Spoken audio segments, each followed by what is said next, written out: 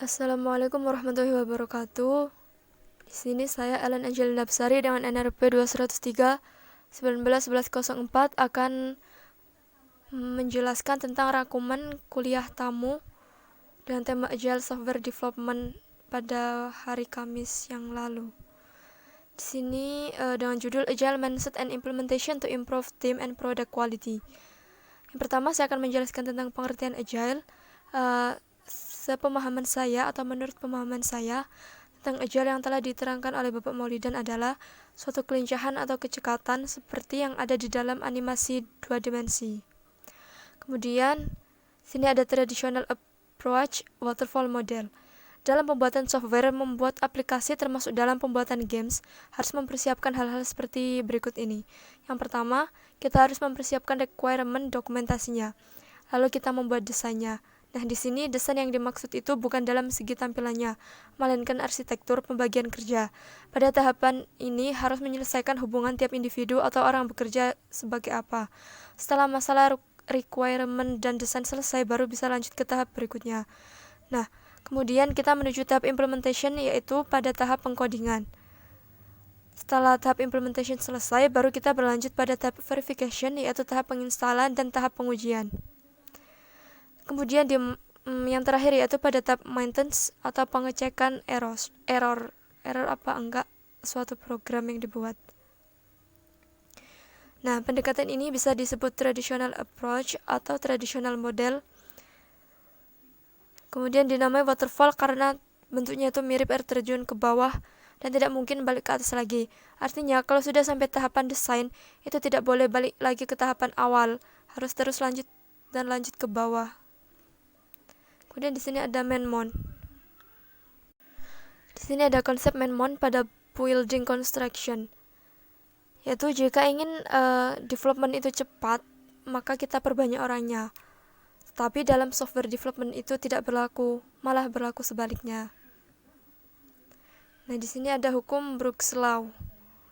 Menurut hukum ini, dalam kondisi tertentu, orang yang ditambahkan ke sebuah proyek malah bisa membutuhkan lebih banyak waktu, bukan malah mempersingkat waktu, karena harus ada pencocokan karakteristik setiap orang untuk bisa menyelesaikan sebuah program itu secara bersama-sama.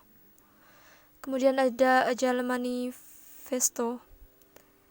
Nah, di sini itu disuruh mendahulukan yang biru daripada yang hijau. Karena agar sebuah produk itu bisa sukses.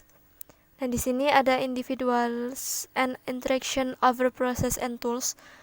Itu yaitu dahulukan interaksi dan individualitas daripada tools. Kemudian yang kedua ada working software over comprehensive documentation, yaitu software yang berjalan dengan baik lebih penting dari dokumentasi bertumpuk-tumpuk. Kemudian yang ketiga ada customer collaboration over contract negotiation, yaitu daripada negosiasi sering berubah, kita bisa langsung kolaborasi dengan customer.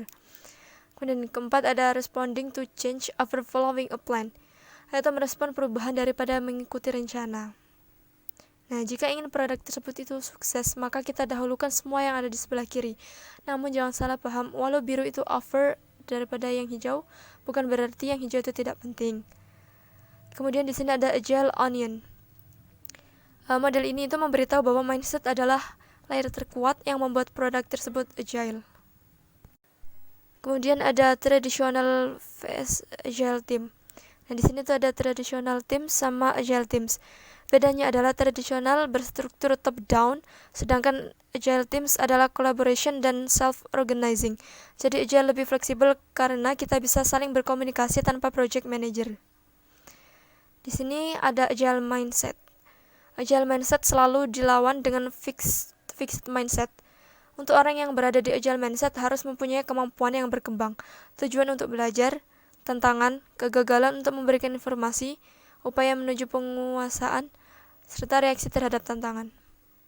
Kemudian di sini ada teori X dan Y dari McGregor.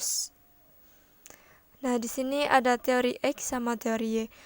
Mengkonsepkan bahwa manusia itu dibagi menjadi dua. Yang pertama teori X. Di sini tipikal orang yang menghindari tanggung jawab, kurangnya integritas, dan lebih suka diarahkan. Dan yang di sebelah kanan ada teori Y, yaitu tipikal orang yang mempunyai integriti, bekerja menuju tujuan yang ingin dicapai, dan lebih suka membuat keputusan. Kemudian di sini ada Principle of Agile. Ada 12 Principle of Agile. Itu yang pertama ada mengutamakan kepuasan customer, yang kedua ada menerima perubahan, yang ketiga ada memberikan hasil, yang keempat ada bekerja sama, yang kelima ada tim yang bermotivasi, yang keenam ada komunikasi, yang ketujuh ada software yang bekerja, yang kedelapan ada kecepatan yang konstan, yang kesembilan ada arsitektur yang bagus, yang kesepuluh ada kesederhanaan, yang kesebelas ada organisasi mandiri, dan yang terakhir ada mencerminkan dan menyesuaikan. Itu adalah 12 prinsip dari Agile. Kemudian di sini ada Agile Practice and Framework. Dari prinsip di atas terbentuklah Agile Practice yang terdiri dari Scrum, XP, Crystal, Clear, Kanban, dan lain-lain. Di mana dari framework ini akan memakai Agile Principle dalam makna yang berbeda. Kemudian di sini ada Agile Tools. Nah, gambar di atas adalah contoh untuk mensupport Agile Development. Kemudian ada Traditional Fast Agile Development. Apa itu sprint?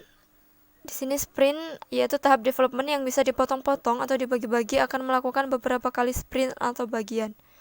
Kemudian ada life cycle. Nah, di life cycle ini ada predictive life cycle, ada iterative life cycle, ada incremental life cycle, ada agile life cycle. Itu artinya apa sih? Di sini ada predictive life cycle, itu mempunyai banyak planning dan menyelesaikan semua dalam satu kali percobaan. Kemudian ada iterative life cycle, yaitu mengizinkan feedback untuk pekerjaan yang belum selesai. Kemudian yang ketiga ada incremental life cycle, yaitu customer dapat mencoba langsung produknya. Yang keempat adalah agile life cycle, yaitu life cycle yang mengandung kedua iteratif dan incremental life cycle. Kita berlanjut ke agile life cycle. Dalam agile kita tidak boleh memuaskan klien hanya dalam akhir tahap saja, tetapi kita harus kolaborasi dengan customer atau klien sehingga kita bisa menaikkan kualitas di setiap tahap interaksi. Oke, terus ini ada agile triple constraint vs traditional. Di sini untuk traditional approach ada fitur, quality, time, cost. Kemudian agile approach sama ada time, quality, cost, fitur. Oke, di dalam agile tidak menjanjikan fitur dulu, tetapi menjamin time, cost, lalu quality, dan terakhir yaitu fitur, karena kebanyakan fitur itu tidak berjalan sesuai rencana. Kemudian ada agility traditional vs agile. Nah, di dalam agile kita bisa mempivot sehingga lebih fleksibel karena berdasarkan permintaan customer. Sedangkan tradisional adalah fixed dan akan banyak produk yang tidak terpakai karena berbeda dengan keinginan customer. Oke, sudah selesai. Sekian penjelasan dari saya tentang rangkuman kuliah tamu pada hari Kamis kemarin. Wassalamualaikum warahmatullahi wabarakatuh.